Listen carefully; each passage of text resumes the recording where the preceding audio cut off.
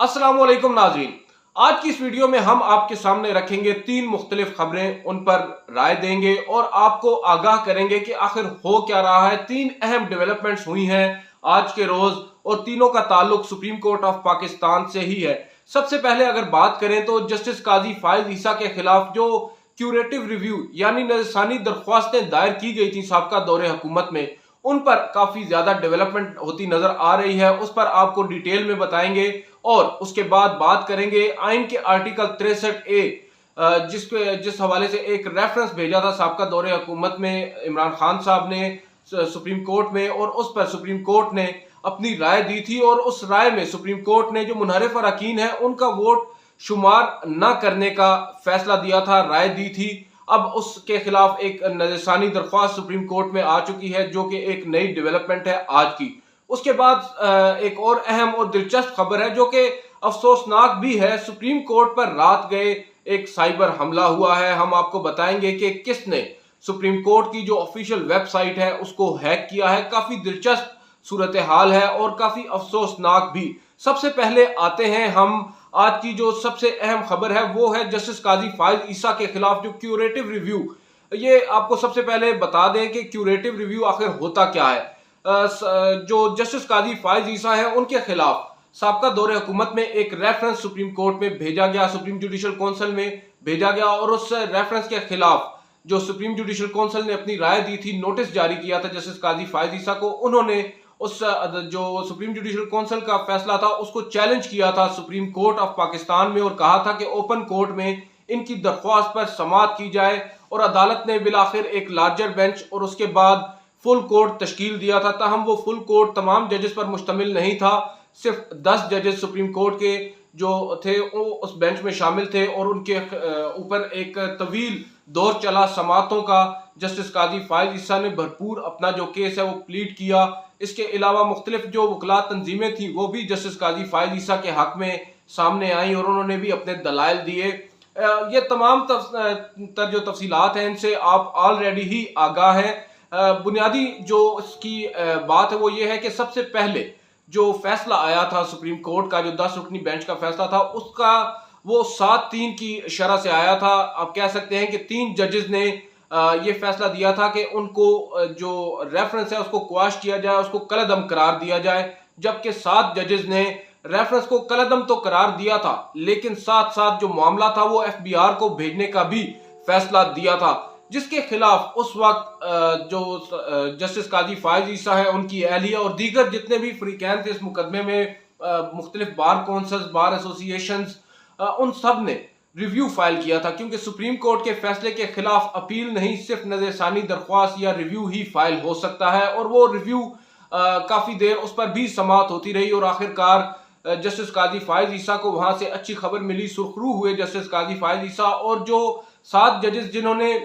अपना फैसला पहले दिया था उनमें से 2 और जजेस जो है उन्होंने भी जस्टिस काजी फायज ईसा के हक में अपने ही दिए हुए फैसले को वापस ले लिया। इस तरह जस्टिस काजी फायज ईसा को एक अच्छी खबर मिली और उनको रिलीफ मिला सुप्रीम कोर्ट ऑफ पाकिस्तान से। ताहम यहाँ पर आकर मामला खत्म हो जाता है, क्योंकि सुप्रीम कोर्ट में जो अपील का मामला है वो नहीं होता, सिर्फ और सिर्फ नजरसानी दरख्वास्त ही दायर हो सकती है। ताहम उस वक्त के जो वजीर कानून थे बैरिस्टर फरोग नसीम, बताया जाता है कि उन्होंने इमरान खान को गालिबन मिसगाइड किया और उन्होंने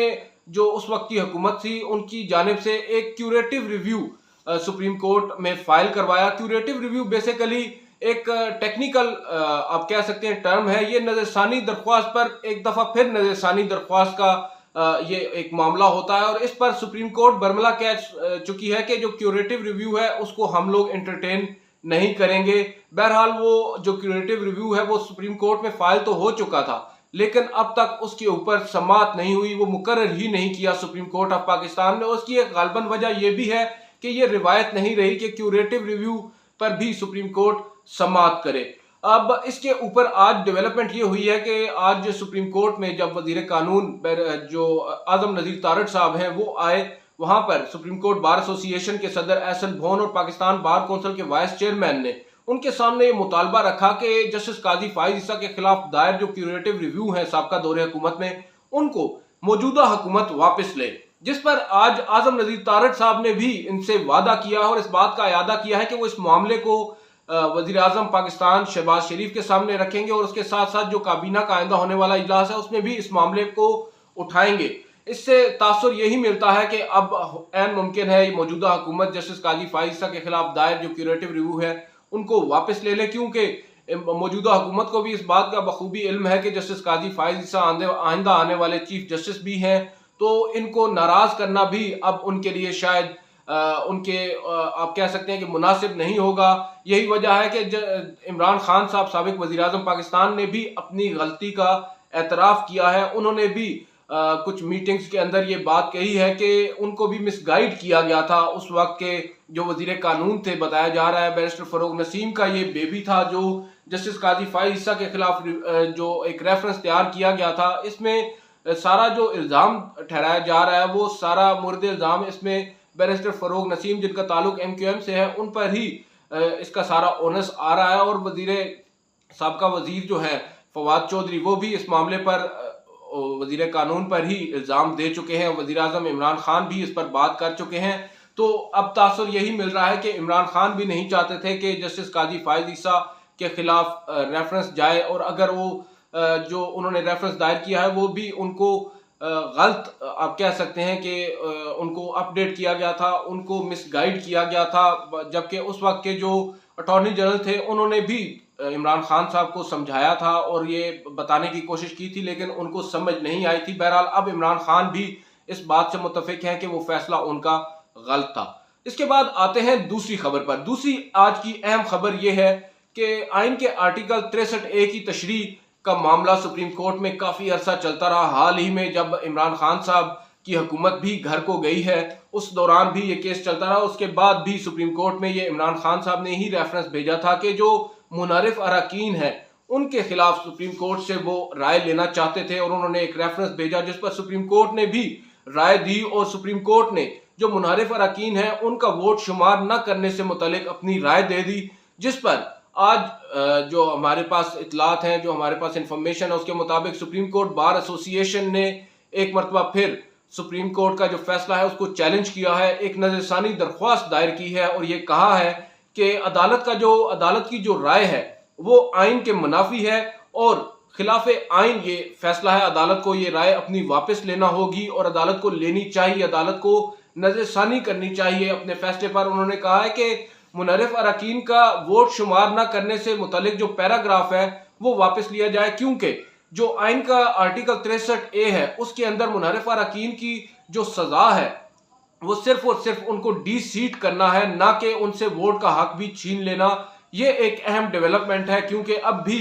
हम देख रहे हैं कि तमाम तर मामला जो है पंजाब के अंदर भी हमजा शहबाज और दूसरी जानिब चौधरी परवेज इलाही और पाकिस्तान तहरीक इंसाफ अजीब माहौल बना हुआ है। उस तमाम तर सूरत हाल में अब वकलात तंजीमें एक मरतबा फिर एक्टिव हुई हैं। अब देखना यह है कि सुप्रीम कोर्ट आया अपने इस फैसले को वापस लेती है या फिर ये रिव्यू भी खारिज कर दिया जाएगा। इसके बाद आते हैं आज की एक अहम खबर और दिलचस्प खबर। बेसिकली गुज़िश्ता रात हुआ यूं कि सुप्रीम कोर्ट की वेबसाइट,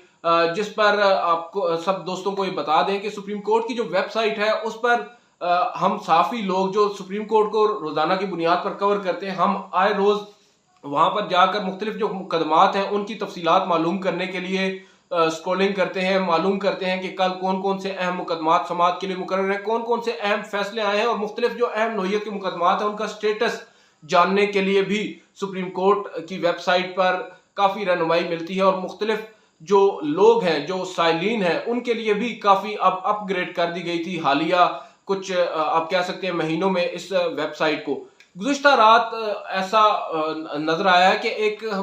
हमला हुआ है, जो साइबर हमला जिसको आप कह सकते हैं, यानी कि आम ज़बान में अगर कहें तो हैक हुई है सुप्रीम कोर्ट की वेबसाइट। और दिलचस्प बात यह है कि वेबसाइट के ऊपर जो मुसलमान बच्चे और बच्चियां हैं उनकी डेटिंग ऐप जो है वो हमें नजर आती रही है कि मुख्तलिफ जो मुसलमान बच्चे बच्चियां हैं उनको डेट्स के लिए राग़िब करने के लिए उसके ऊपर मुख्तलिफ किस्म के इश्तिहारी मुहिम वहां पर जारी रही है। बहरहाल इस तमाम तर मामले पर काफी देर जो है वो बहस व मुबाहिसा भी होता रहा, लेकिन ये जो सुप्रीम कोर्ट का आईटी डिपार्टमेंट है उनके पार्ट पर काफी बड़ा फेलियर है कि उन लोगों को ये मालूम ही नहीं हो सका कि हुआ क्या है, और ये उनकी जो वेबसाइट है वो दरअसल हैक हो चुकी है। चंद सहाफियों ने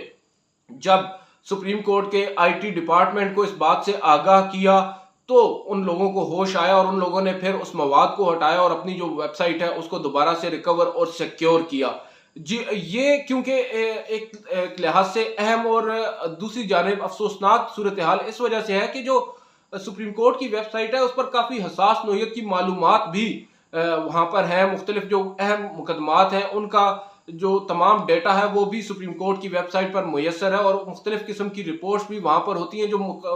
जो काज लिस्ट होती हैं, हर हफ्ते की काज लिस्ट, और उसके बाद जो सप्लीमेंट्री काज लिस्ट होती हैं वो भी वहाँ पर। इस वजह से काफ़ी ज़्यादा बड़ा नुकसान तो नहीं हुआ। बहरहाल इस पर आईटी डिपार्टमेंट के लिए लम्हा फिक्रिया ज़रूर है कि उनकी इतनी बड़ी नाअहली थी कि वो लोग हैक तो हो जाती हैं वेबसाइट्स, लेकिन कम अज़ कम उसको रिकवर करने में देर करना जो है ये एक बहुत बड़ा आप कह सकते हैं कि एक जुर्म भी है, और उनकी जानिब से एक आप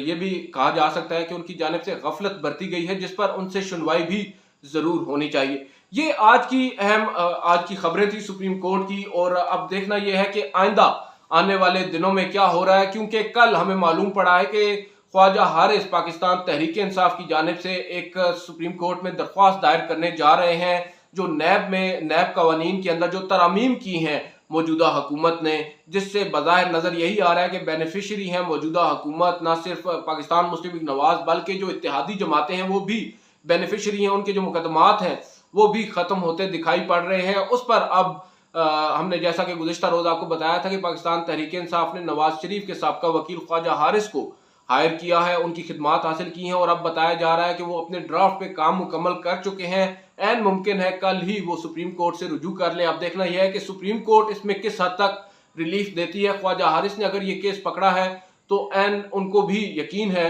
या उनको भी काफ़ी हद तक इम्कान उनका यही है कि अदालत से उनको या उनके साइल को, उनके जो मोक्कल हैं उनको रिलीफ मिलेगा। ताहम अभी कहना कुछ भी कबल अज वक्त होगा, देखना होगा आइंदा आने वाला जो हफ्ता है वो इस हवाले से काफ़ी अहम होगा। आज की इस वीडियो में इतना ही, आपसे अगली वीडियो में मुलाकात होगी। इजाज़त दीजिए, अल्लाह हाफिज़।